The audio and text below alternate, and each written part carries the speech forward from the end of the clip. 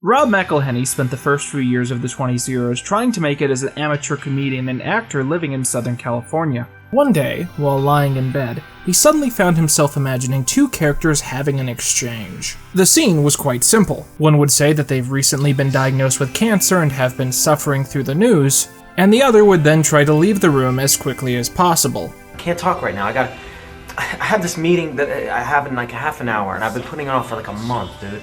This concept proved funny enough that he invited some of his friends to shoot a joke pilot intended just for them.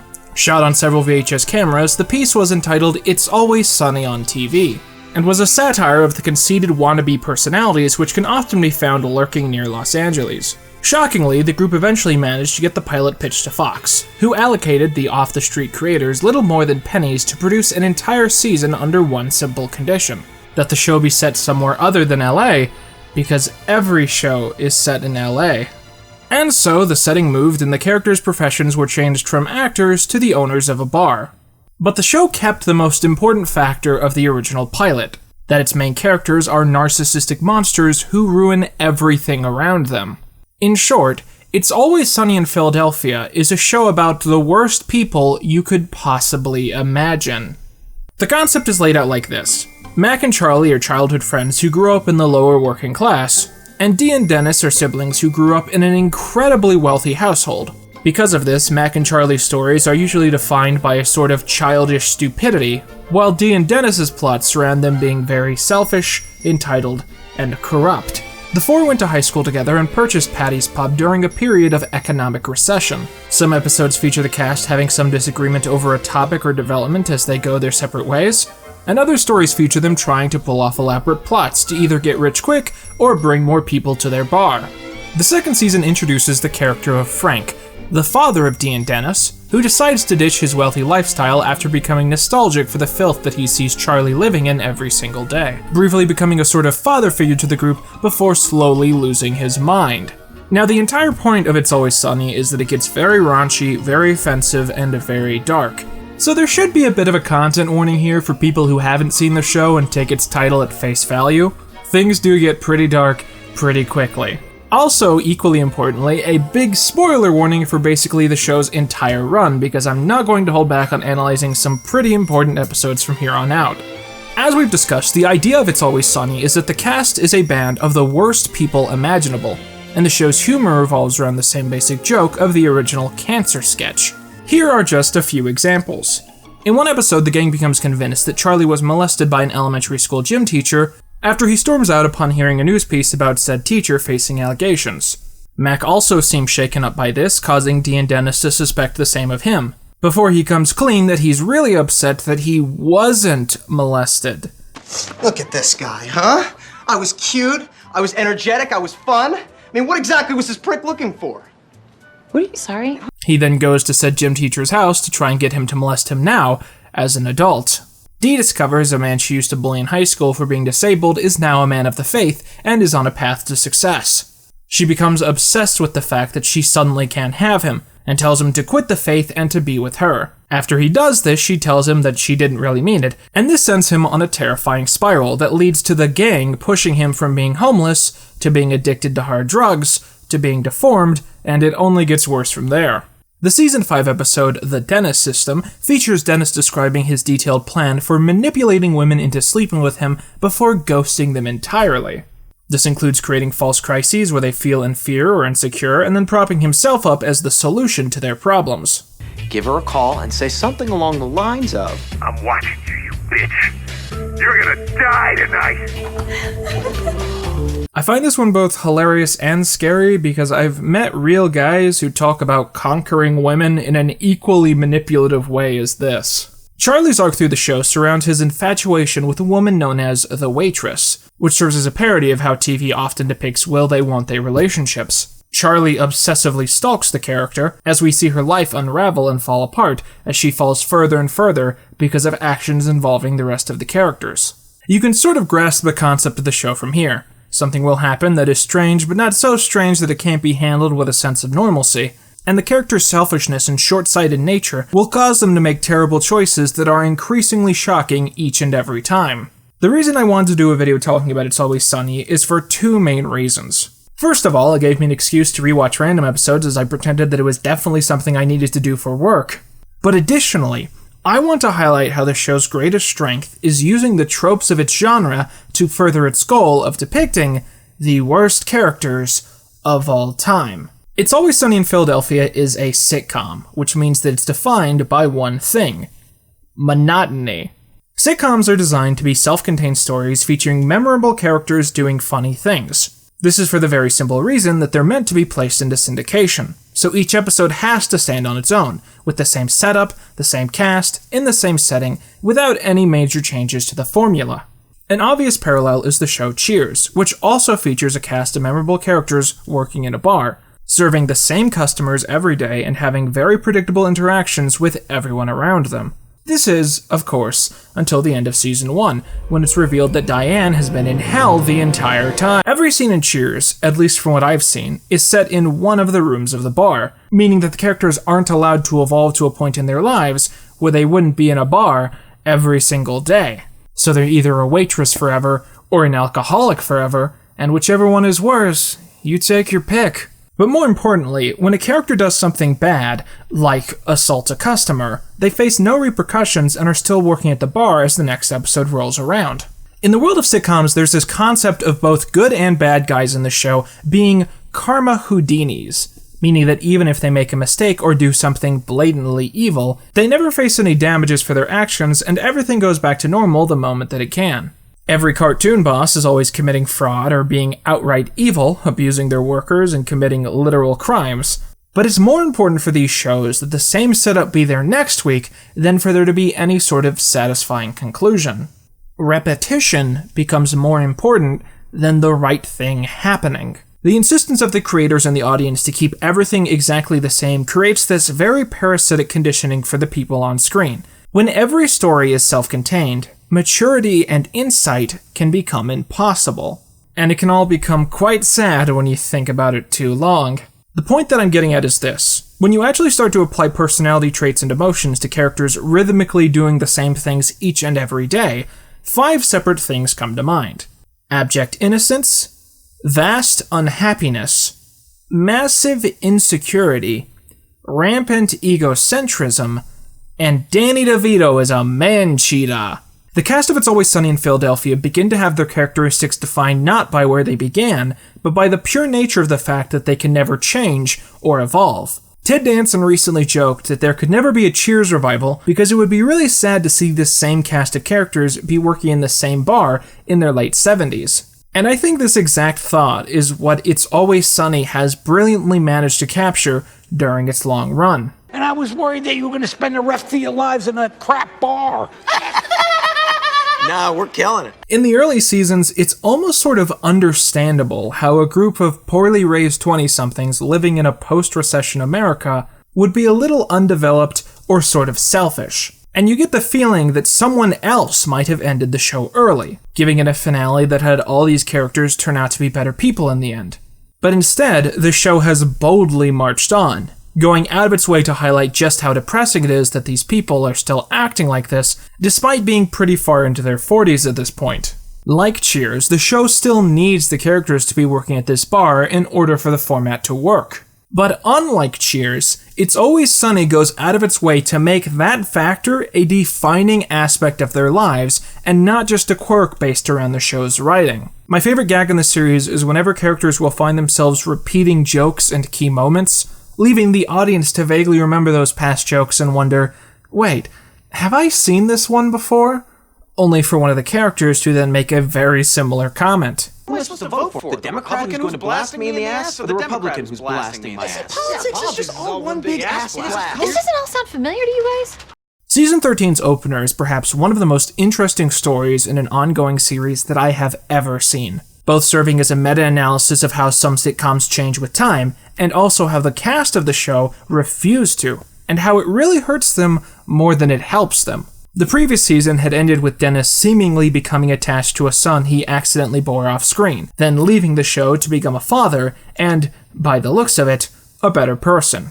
Cindy is then introduced as the replacement to Dennis, a second female member and the first person of color to serve as a main character. Cindy fits the group dynamic perfectly, And for the first time in a while, the gang seems like they're going to actually successfully pull off a scheme, with each member acting pretty competently. Look, D looks good.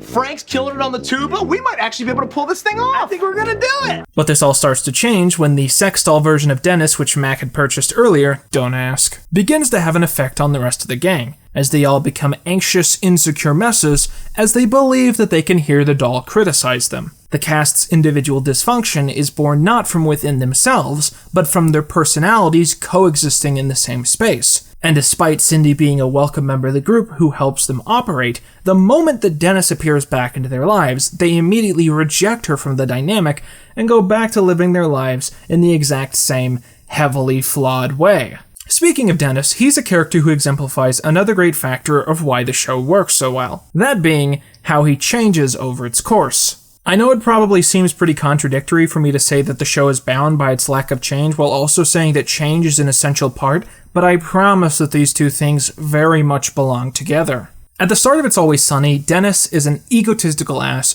who gets the group into bad situations due to his lack of level-headedness and his selfishness. But as the series goes on, he's revealed to be far, far worse than that. He becomes abusive, vindictive, and intent on holding absolute power over the rest of his friends. And by the end, he sort of loses almost every positive human quality that a person could strive to have. The Season 8 episode Charlie Rules the World is a turning point for the show in this regard. In it, Dennis briefly has a disagreement with the rest of the gang about whether video games are worthy of investing time into. And he finds himself frustrated with the sudden lack of power that he has over his former subordinates. This is until he enters a sensory deprivation tank and finds himself vividly seeing his own reality. In this place, he comes to decide that he is God, before he is forced to go down on a British version of himself. This scene defines Dennis's characterization throughout the rest of the show, a mix of self-satisfaction and literally believing himself to be deserving of worship as a golden god. Many terrifying scenes featuring the character have led to a fan theory that many of the murders mentioned throughout the series were in fact committed by Dennis, very similar to the Toby Scranton Strangler theory known by fans of The Office. But unlike The Office, I think that there is some real basis to this here. Because in the case of It's Always Sunny, the showrunners really seem to want to get as close as possible to the idea of him being a full-on serial killer. As if it's not really fun if he actually is one outright, but just that the direct possibility of it being true is the greatest realization of the show's potential. I swear you would be of more use to me if I skinned you and turned your skin into a lampshade, or fashioned you into a piece of high-end luggage. I can even add you to my collection. Are you saying that you have a collection of skin luggage? Of course I'm not, Dee. Don't be ridiculous. Think of the smell. You haven't thought of the smell, you bitch! Dennis's transformation from a guy with an ego to an inhuman rage monster one step away from killing everyone he knows is a perfect representation of the sitcom trope known as Flanderization. Flanderization is named after the character Ned Flanders, and is based around the principle that any character who is in a comedy show long enough will become increasingly more caricatured and outlandish in how they're presented. I think a better comparison for the idea is actually Homer Simpson, who, while portrayed as a dim-witted yet devoted family man in Season 1, has only become more stupid and mean-spirited as later seasons have gone by. Someone in my Discord group aptly compared this phenomenon to the release of dopamine in the brain. The longer you're exposed to a character in a show, the less effective they become in your mind. It's less that the characters change as the show goes on, and more that their personas become more concentrated over time. Think Kevin from The Office, think Britta from Community. If you've seen either of those shows, you know exactly what I'm talking about. As an example related to the topic of today's video, in the very first episode of the series, The Gang Gets Racist, Charlie can be seen being very smart and socially competent, and, more importantly, reading a book. While this doesn't seem very important to anyone watching the show for the first time, by the 8th episode of the second season, Charlie's near illiteracy is a defining character trait. Read the words you wrote. Hello, fellow American. This you should vote. Me. I leave power. Good. Thank you. Thank you. This is brilliantly addressed very subtly in the Season 9 episode Flowers for Charlie, where Charlie leaves for other adventures and other characters are left to do his jobs around the bar, inevitably ending with all of them getting poisoned by the literal toxicity of so-called Charlie work, and surpassing him in terms of temporary brain damage. You stupid science bitches couldn't even make my friends more smarter.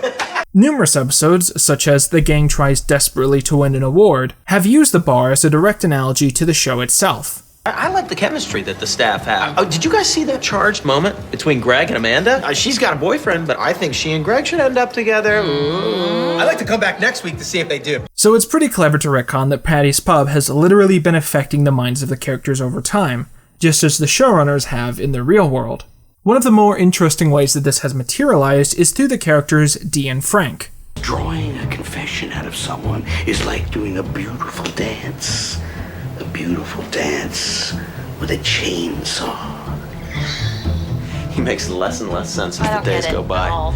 At the start of this video, I described the gimmick of the show that the main characters are the worst human beings imaginable. That isn't entirely accurate, as at their respective introductions, Dee and Frank are meant to be foils to the other cast's antics. Dee was the straight woman who told the other characters to calm down, and Frank was the older father figure who attempted to get the cast into some sort of feasible ship shape.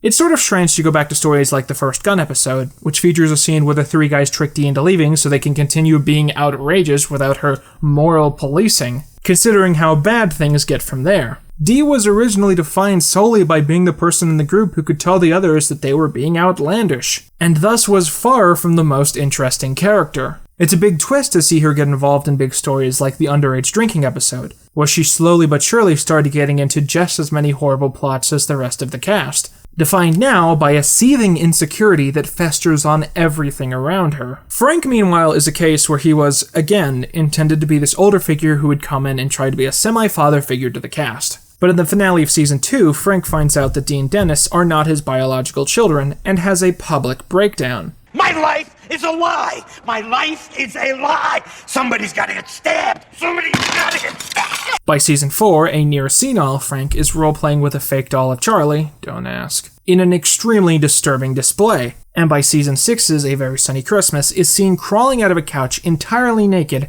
in what is perhaps the most iconic image of the show's entire run. If anything, Frank's role in the show winds up being as the most demeaned and disgusting of the cast, along with serving as the never-ending pile of cash where the other characters get funding for each of their entirely stupid plots. And finally, we have Mac.